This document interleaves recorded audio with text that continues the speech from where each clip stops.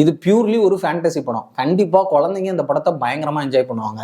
அதே நேரத்தில் அந்த குழந்தைங்கள படத்துக்கு கூட்டு போகிற நம்மள மாதிரி பெரியவங்களுக்கு இந்த படம் பிடிக்குமானா, படமாக பார்க்க ஒரு சிலருக்கு பிடிக்கும். அதுவே இன்னும் சிலருக்கு படம் ரொம்ப சைல்டிஷாக இருக்கிற மாதிரி ஃபீல் ஆகும். அது கூடவே ஒரு மதத்தை ரெப்ரசன்ட் பண்ணுற படமாகவும் தெரியும்.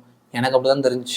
இந்த படம் ரொம்ப சைல்டிஷா ஃபீல் ஆகிறதுக்கான காரணம் என்னன்னா, அந்த கதை, அந்த கதைக்கெல்லாம் அந்த சூப்பர் பவர் இதெல்லாம் பார்க்கும்போது ஒரு கார்ட்டூன் சீரிஸ் பார்க்குற ஃபீல் தான் கிடைக்குது. முக்கியமா எனக்கு சோட்டா பீம் சீரிஸ் பார்க்குற மாதிரி தான் இருந்துச்சு. ஏன்னா ரெண்டுத்துக்கும் பெரிய டிஃபரன்ஸ் கிடையாது. அங்க தோலக்பூர், இங்க அந்தநந்திரி, அங்க சோட்டா பீம், இங்க ஹனுமந்து, அங்க லட்டு, இங்க மாணிக்கக்கல்லு, அவ்வளவுதான் வித்தியாசம். மற்றபடி அந்த ஊர்ல ஏற்கனவே இருக்கக்கூடிய ஒரு பிரச்சனை, புதுசா வர இன்னொரு பிரச்சனை, இது எல்லாத்தையும் ஹீரோ சூப்பர் பவரை யூஸ் பண்ணி சமாளிக்கிறது, இது எல்லாமே சேம் தான். ஈவன் அந்த கதை நடக்கக்கூடிய ஊர் கூட சிமிலராக தான் இருக்கும். மலை உச்சியில் இருக்கிற பெருசாக டெவலப் ஆகாத ஒரு ஊர், ஆனால் அங்கே எல்லா விதமான டிரான்ஸ்போர்ட் ஃபெசிலிட்டியும் இருக்கும். பஸ்ஸு காமிப்பாங்க, ட்ரெயின் காமிப்பாங்க, ஏன் போட் சர்வீஸ் கூட இருக்கும். சிம்பிளாக சொல்லணும்னா அந்த லேண்ட்ஸ்கேப் ஸ்ட்ரக்சரோட இன்ஸ்பிரேஷனே தோலக்பூரா தான் இருந்தது.